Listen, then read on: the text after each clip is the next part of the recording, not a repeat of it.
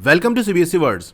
तो हम पढ़ रहे थे ग्रेड 8 साइंस का सेकेंड चैप्टर और इस चैप्टर की 2 वीडियोस अपलोड हो चुकी हैं। अगर आपने नहीं देखा तो डिस्क्रिप्शन में आपको साइंस की प्लेलिस्ट का लिंक मिल जाएगा, वहां से देख सकते हो।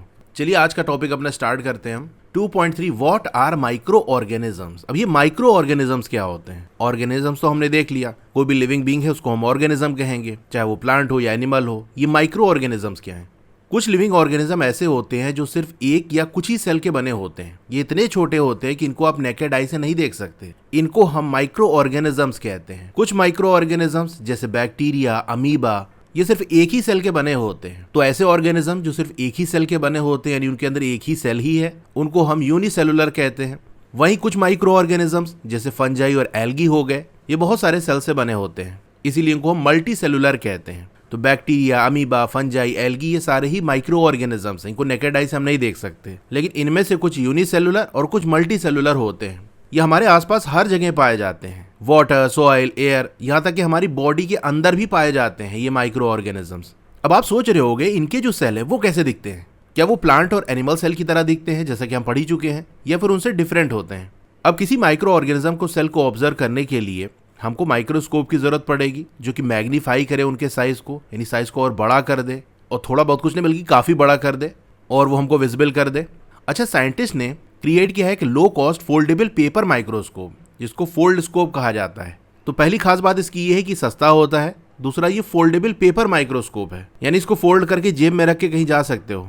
वही जो हमारा ट्रेडिशनल वाला माइक्रोस्कोप है वो साइज में कितना बड़ा होता है। फोल्ड स्कोप में not provide same level of detail like high powered laboratory microscope. अभी जो फोल्ड स्कोप है वो उतना पावरफुल नहीं होता जितना कि हमारा लेबोरेटरी माइक्रोस्कोप होता है, यानी उस लेवल की डिटेल आपको नहीं मिलेगी। लेकिन हाँ, कई सारे माइक्रो ऑर्गेनिजम्स को आप अच्छे से ऑब्जर्व कर सकते हो, सेल्स को आप स्टडी कर सकते हो। ठीक है, तो बेसिक लेवल पे ऑलमोस्ट सारी चीजें आप कर सकते हो। However, these make microscopic world accessible to many people। लेकिन इन फोल्ड स्कोप का बड़ा फायदा हुआ है, इसने माइक्रोस्कोप को बहुत सारे लोगों तक पहुंचा दिया है। यानी जो माइक्रोस्कोप नहीं खरीद सकते थे, इतना पैसा नहीं था, तो अब सस्ते में आपको ये मिल जाएगा। Let us now take a closer look at the fascinating world of microbes. तो अब माइक्रोब्स की जो दुनिया है उनको हम जरा ऑब्जर्व करते हैं करीब से। Activity 2.4, let us observe pond water और स्टैग्नेंट वाटर। तो आपको पॉन्ड वाटर ले लेना है, यानी तालाब से पानी ले लो, या ऐसी जगह से पानी लो जो स्टैग्नेंट हो, रुका हो काफी टाइम से। एक तो बहता हुआ पानी होता है, जैसे नदी में पानी बह रहा, वहां से नहीं लेना आपको। जहां पानी जमा हुआ हो, रुका हो काफी टाइम तक, तो वहां से, या फिर पॉन्ड में भी पानी रुका ही रहता है, वहां से आप ले सकते हो। एक कंटेनर लो और कलेक्ट करो पॉन्ड या स्टैग्नेंट वाटर। उसमें अपने टीचर या फिर अब जो बड़े लोग हैं उनकी मदद से, ऐसा ना हो आप तालाब में गिर जाओ। अब एक ड्रॉपर का यूज करो और प्लेस करो एक ड्रॉप पॉन्ड या स्टैग्नेंट वाटर की माइक्रोस्कोप या फोल्ड स्कोप की स्लाइड पे ही रखते हैं, और फिर उसके बाद माइक्रोस्कोप के अंदर उसको देखते हैं। स्लाइड पे रखने के बाद कवर स्लिप लगाना ना भूलना। Put a cover slip and observe it under the microscope और फोल्ड स्कोप। तो जब माइक्रोस्कोप के अंदर आप देखोगे तो आपको बहुत छोटे छोटे ऑर्गेनिजम्स दिखाई पड़ेंगे। तो ऑब्जर्व करो टाइनी ऑर्गेनिजम्स को जो कि पाए जाते हैं पॉन्ड या स्टैग्नेंट वाटर के अंदर। देखो वो कैसे दिख रहे हैं, कैसे मूव कर रहे हैं, क्या हो रहा है उनके अंदर, साइज कैसा है, कई सारी चीजें आप उसमें ऑब्जर्व कर सकते हो। ठीक है, एक ऑब्जर्वेशन आपका यहाँ से हो जाएगा। फिर दूसरी एक्टिविटी करते हैं, activity 2.5, let us observe soil suspension. अब चलिए सॉइल सस्पेंशन को ऑब्जर्व करते हैं, ये क्या होता है, कैसे बनता है, चलिए देखते हैं। एक बीकर लेना है और कलेक्ट कर लो कुछ मॉइस्ट सॉइल, गीली मिट्टी ले लो। अब कहाँ से लोगे भाई? पास में कोई मैदान हो या गार्डन हो, वहां से ले लो गीली मिट्टी। अब सॉइल को आपको टच नहीं करना अपने हैंड से, यानी डायरेक्टली खुले हाथ से नहीं टच करना है, स्पून का यूज कर लो या फिर हाथ में ग्लव्स पहन के तब मिट्टी आप कलेक्ट करो। अब कुछ पानी डाल लो बीकर के अंदर और अच्छे से स्टिर कर लो ग्लास रॉड की मदद से। तो क्या होगा, आपने बीकर के अंदर मिट्टी डाली और उस पर पानी डाल के मिक्स कर दिया, तो गंदा सा पानी आपको दिखेगा कि नहीं? The liquid which may look dirty has very fine particles of soil and is called soil suspension. तो बेसिकली जो आपको गंदा सा पानी दिख रहा है ना, वो इस वजह से है क्योंकि मिट्टी के छोटे छोटे जो पार्टिकल्स हैं, छोटे छोटे जो दाने हैं, वो उस पानी में पूरी तरह से मिक्स हो गए हैं, वो तैर रहे हैं। उसी वजह से आपको वो ब्राउन कलर का डर्टी टाइप का चीज दिखेगा। तो इसी को हम सॉइल सस्पेंशन कहते हैं, यानी सॉइल सस्पेंडेड है, उस वाटर के अंदर तैर रही है, मिक्स है। Keep it aside for some time and let the mixture settle. कुछ टाइम के लिए ऐसे किनारे रख दो ताकि जो मिक्सचर है वो सेटल हो जाए, यानी वो मिट्टी जो तैर रही है वो नीचे आके बैठ जाए। पूरी तरीके से सॉइल के जो पार्टिकल है वो सेटल डाउन नहीं होंगे, लेकिन मोस्ट ऑफ देम वो सेटल डाउन हो जाएंगे, कुछ तो रहेंगे ही। अब एक ड्रॉपर का इस्तेमाल करो और एक बूंद पानी उसकी टॉप लेयर से निकाल लो। वही जो आपने सॉइल और वाटर का मिक्सचर बनाया था ना, उसी में ऊपर से एक ड्रॉप ऑफ वाटर निकाल लो और माइक्रोस्कोप स्लाइड पे आप रख लो। बड़े आराम से आपको कवर स्लिप से उसको कवर कर देना है और ऑब्जर्व करो अंडर द माइक्रोस्कोप। आपको ऑब्जर्व होगा छोटे छोटे मूविंग ऑर्गेनिजम्स, वैसे ही जैसे कि आपने एक्टिविटी 2.4 में देखा था, पॉन्ड वाटर में देखा था ना, उसी तरीके के आपको माइक्रो ऑर्गेनिज्म दिखेंगे। मतलब बिल्कुल सेम जरूरी नहीं दिख जाए, लेकिन दोनों ही जगह आपको माइक्रो ऑर्गेनिजम्स दिखेंगे। तो ये क्या इंडिकेट करता है, क्या बात समझ में आई? This indicates that even soil suspension contains a variety of tiny creatures that can not be seen with the unaided eye. तो बात ये समझ में आई कि जो सॉइल सस्पेंशन है वहां पर भी टाइनी क्रिएचर्स पाए जाते हैं जिनको हम अनएडेड आई से नहीं देख सकते, यानी पानी के अंदर है, मिट्टी के अंदर है, ये तो हर जगह है। The tiny creature that can not be seen with naked I R called micro organisms. तो ये जो छोटे छोटे क्रिएचर हैं जिनको हम नेकेड आई से नहीं देख सकते, यानी डायरेक्टली आंखों से नहीं देख सकते, बिना किसी इंस्ट्रूमेंट के, टूल के, जैसे मैग्नीफाइंग ग्लास हो गया, माइक्रोस्कोप हो गया, अगर ये यूज ना करें, डायरेक्टली देखें तो ये नहीं दिखाई पड़ेंगे। तो इन टाइनी क्रिएचर्स को हम क्या कहते हैं? Micro organisms. माइक्रो का मतलब होता है बहुत छोटे, और ऑर्गेनिज्म मतलब लिविंग बीइंग, इसको शॉर्ट में हम माइक्रोब्स कहते हैं। अब चलिए एक्टिविटी 2.6 करते हैं, लेट अस स्टडी। अब एक ग्रुप स्टूडेंट्स का जो कि ग्रेड 8 में पढ़ रहा है, उसने परफॉर्म की थी एक्टिविटी 2.4 और 2.5। फिर उन्होंने कुछ इन्फॉर्मेशन लाइब्रेरी से और इंटरनेट की मदद से भी कलेक्ट की। They recorded the data obtain after observing pond water in table 2.1। तो पॉन्ड वाटर को ऑब्जर्व करने के बाद उन्होंने जो डाटा है उसको रिकॉर्ड किया टेबल 2.1 के अंदर।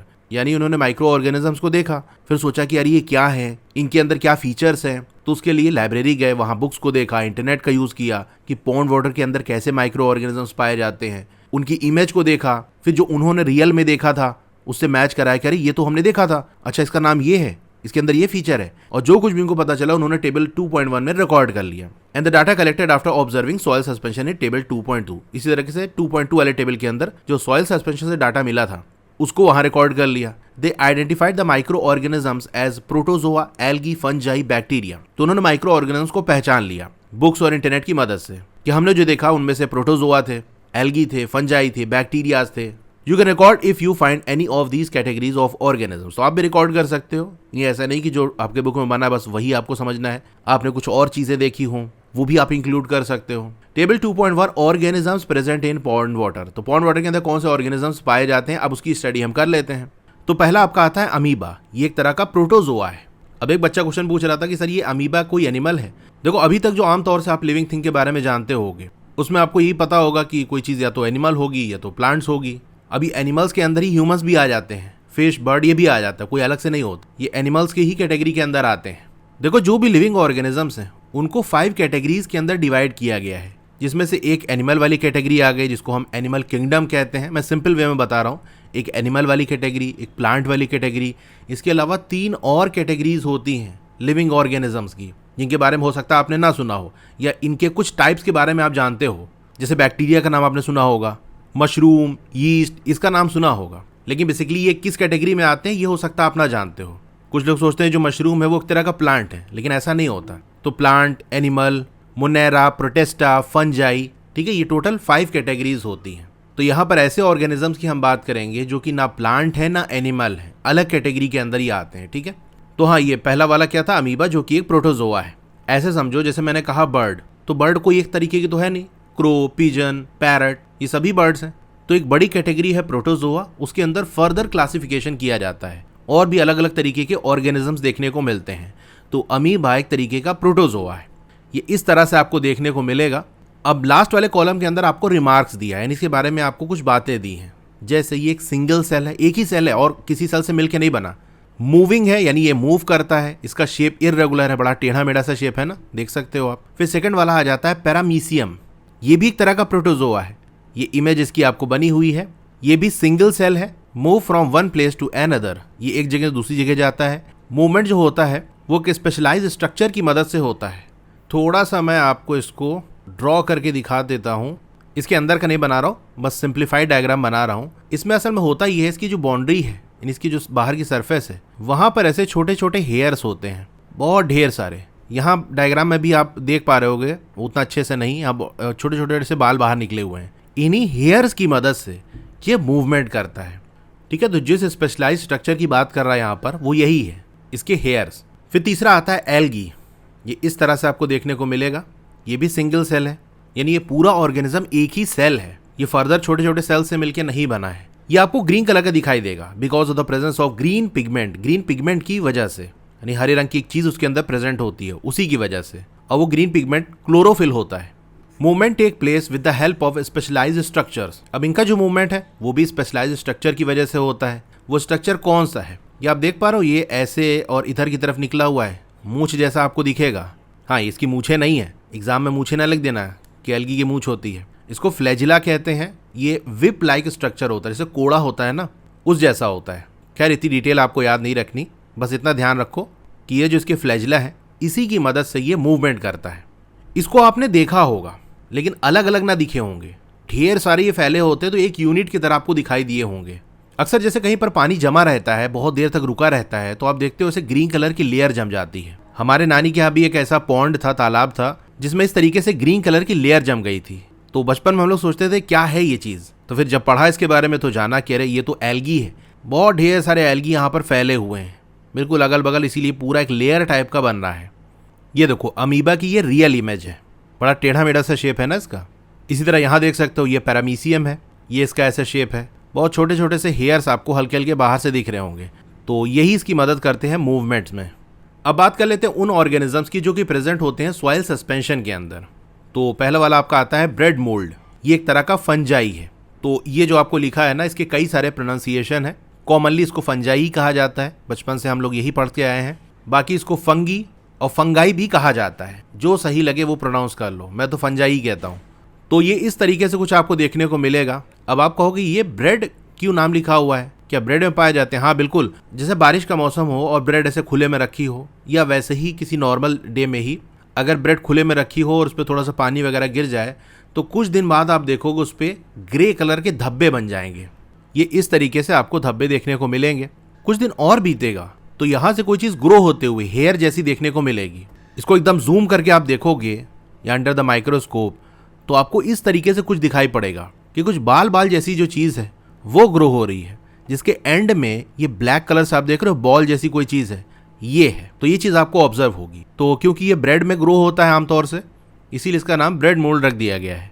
बाकी ये सॉइल सस्पेंशन के अंदर भी आपको देखने को मिल जाएंगे। इसके बारे में जो रिमार्क्स दिए हैं वो देख लेते हैं। Branched filament without chlorophyll having sac like structure. थोड़ा सा मैं आपको ड्रॉ ही कर देता हूँ। जैसे मान लो ये ब्रेड की सरफेस है, तो यहाँ से कोई चीज़ ग्रो होगी, इसके ऊपर ऐसे गोल सी कोई चीज़ लगी होगी, बॉल टाइप समथिंग। इसमें कुछ रूट जैसी चीज़ ब्रेड के अंदर जाते हुए दिखेगी।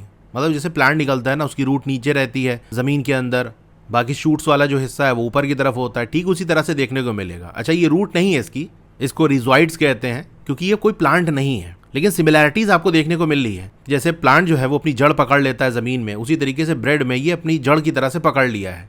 इसका फिलामेंट एक सिंगल भी निकल सकता है या ब्रांच्ड भी हो सकता है। जैसे यही एक जगह से ऐसे जा रहा है, ऐसे जा रहा है और ऐसे जा रहा है। तो ये जो आप देख रहे हो या यहाँ पर जो आपको दिखाई पड़ रहा है, ये है फिलामेंट।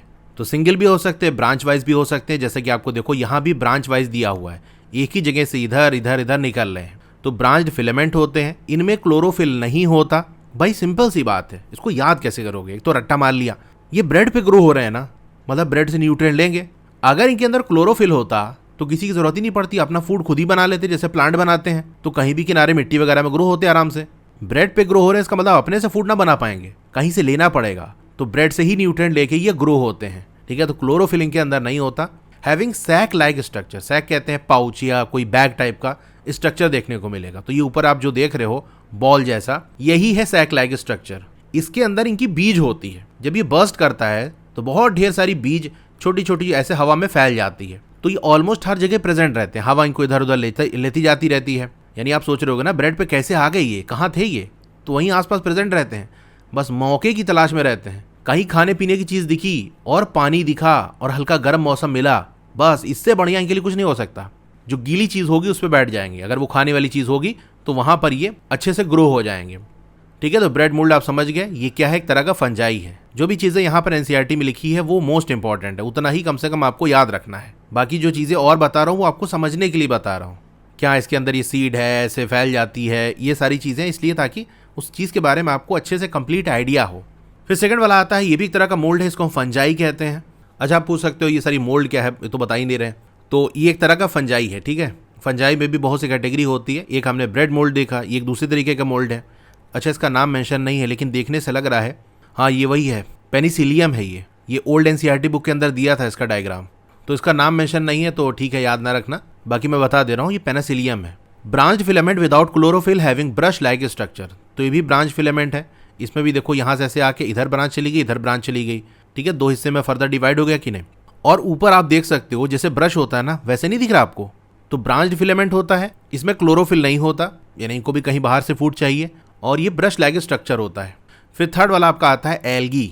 अब कहोगे सर एल्गी तो पढ़ कर आ रहे हैं, हाँ बिल्कुल पढ़ कर आ रहे हो भैया। कोई चीज़ किसी एक ही जगह पाई जाती है क्या? अरे पॉन्ड वाटर में भी एल्गी था, सॉइल के अंदर भी एल्गी है, दिक्कत कहाँ है? वहाँ पर हमने एक सिंगल एल्गी का डायग्राम देखा था। यहाँ पर देखो छोटे छोटे बॉल जैसा आपको दिख रहे हैं ना, यही एल्गी है। अब ये ढेर सारे आपको दिख रहे हैं, वो सिंपल एक एल्गी की ड्राइंग थी, कि आपको थोड़ी प्रॉपर इमेज दी है ढेर सारे एल्गी की। ऐसे करीब करीब रहते हैं और देखने से लगेगा पूरी लेयर बन गई है। तो ये स्फेरिकल शेप के होते हैं, बॉल जैसे आपको दिखेंगे। इनके अंदर क्लोरोफिल प्रेजेंट होता है, जो कि ग्रीन कलर का पिगमेंट है, यानी अपना खाना खुद से बना लेते हैं, किसी भी डिपेंडेंट नहीं रहते। फोर्थ वाला आपका है बैक्टीरिया। इनमें बहुत सारी कैटेगरी है, कई तरीके के बैक्टीरियाज होते हैं, अलग अलग शेप के, अलग अलग काम उनका होता है, ठीक है। तो स्फेरिकल शेप के होते हैं, जैसा कि आपको यहाँ बना है। कॉमा शेप के होते हैं, ये देखो जैसे काजू वाला शेप है ना, वैसे। स्पायरल या फिर रॉड शेप आपको देखने को मिलेंगे, ये आपका रॉड शेप है, ये स्पायरल शेप है। One long hair like structure and many small hair like projections around the cell. अब एक तरीके के जो बैक्टीरिया है उसके बारे में आपको बताया जा रहा है कि इसमें एक लंबा सा हेयर लाइक स्ट्रक्चर होता है और छोटे छोटे हेयर लाइक प्रोजेक्शंस होते हैं, यानी बाहर की तरफ निकले हुए हेयर्स होते हैं अराउंड द सेल। चलिए थोड़ा सा मैं आपको ड्रॉ करके दिखा देता हूँ। ये ऐसा कुछ शेप है और इसमें छोटे छोटे हेयर्स इसकी सरफेस पे दिखेंगे, ठीक है, पूरा नहीं बना रहा हूँ, समझ लेना। तो छोटे छोटे हेयर लाइक प्रोजेक्शंस हैं और एक लॉन्ग हेयर आपको देखने को मिलता है। तो ऐसा कुछ शेप कुछ बैक्टीरियाज का होता है। क्या इनमें से किसी माइक्रो ऑर्गेनिजम्स को आपने ऑब्जर्व किया या इसके अलावा कोई डिफरेंट चीज़ ऑब्जर्व की तो वो बता सकते हो। रिकॉर्ड करो अपने नोटबुक के अंदर और डिस्कस करो क्लास के अंदर। तो टेबल 2.1 और 2.2 के अंदर हमने आइडेंटिफाई किया, पहचाना बहुत सारे ऑर्गेनिजम्स को। ये हर जगह होते हैं और इनको हम देख सकते हैं सिर्फ माइक्रोस्कोप की मदद से। एक ऐसा डिवाइस जो कि मैग्नीफाई करता है चीज़ों को 100 to 400 टाइम्स। दो microorganisms are very small in size, they play an important role in our life. तो आप सोचो कि छोटे होते हैं क्या ही कर लेंगे, लेकिन बड़े इंपॉर्टेंट हैं, लेकिन हमारी लाइफ के अंदर बड़ा इंपॉर्टेंट रोल प्ले करते हैं। कैसे क्या करते हैं आगे हम देखेंगे। क्या इसके बारे में आपने सुना? Viruses are microscopic and acellular. तो वायरसेस माइक्रोस्कोपिक होते हैं, यानी वायरसेस को आप माइक्रोस्कोप के अंदर ही देख सकते हो, और ए सेलुलर होते हैं, यानी इनमें कोई सेल नहीं होता। तो आपका कोई सेल नहीं होता तो क्या मतलब लिविंग नहीं होते? वेल, ये क्या ट्रिकी क्वेश्चन है। कुछ लोगों का कहना है कि लिविंग है, कुछ का कहना है कि लिविंग नहीं है। तो एक बॉर्डर लाइन की तरह इसको माना जाता है, क्योंकि वैसे तो ये लिविंग की तरह बिल्कुल बिहेव नहीं करते, लेकिन जब किसी लिविंग बॉडी की कांटेक्ट में आते हैं तो फिर ये एक लिविंग ऑर्गेनिज्म की तरह बिहेव करने लगते हैं। Viruses multiply when they enter a living cell. तो लिविंग सेल के अंदर जब इंटर करते हैं तो मल्टीप्लाई करते हैं। They may infect plants, animals और bacteria cells and may cause a disease. तो ये प्लांट्स, एनिमल्स और बैक्टीरियल सेल को इन्फेक्ट कर सकते हैं और उनको बीमार कर सकते हैं। बहुत सी बीमारी हमारी बॉडी के अंदर भी वायरसेस की वजह से होती है। हम कैसे भूल सकते हैं कोविड के बारे में, वायरस की वजह से ही तो हुआ था। ठीक है, तो आज का ये सेशन हमारे यहाँ पर एंड होता है। क्लास 8 की और वीडियो देखना चाहते हो तो इस तरह से आपकी वीडियो चली होगी। पहले वीडियो को लाइक कर लो, चैनल को सब्सक्राइब कर लो, मोर पे क्लिक कर देना है, फिर से मोर पे क्लिक कर देना है, तो आपका डिस्क्रिप्शन ओपन हो जाएगा। यहाँ पर आपको मेरे व्हाट्सएप चैनल का लिंक मिल जाएगा, उसको ज्वाइन कर लोगे तो आपको लेटेस्ट अपडेट मिलती रहेगी। डोंट वरी, आपका नाम और फोन नंबर किसी को भी विजिबल नहीं होगा। फिर क्लास 8 की बेस्ट बुक का लिंक मैंने दे दिया है, इस लिंक पे क्लिक करके यहाँ से परचेज कर सकते हो। अब अगर आपको स्टडी मटेरियल चाहिए, जैसे नोट्स हो गया, एक्सरसाइज के सॉल्यूशन हो गया, तो मेरी वेबसाइट विजिट कर सकते हो। और नीचे आओगे तो क्लास 8 मैथ्स की चैप्टर वाइज प्लेलिस्ट मिल जाएगी। जिस चैप्टर की वीडियो देखनी है उसके साथ में जो लिंक है उस पर आप क्लिक करोगे तो उस चैप्टर की प्लेलिस्ट ओपन हो जाएगी। और नीचे आओगे तो और भी जो सब्जेक्ट्स हैं उनकी प्लेलिस्ट का लिंक मिल जाएगा। Okay, thank you.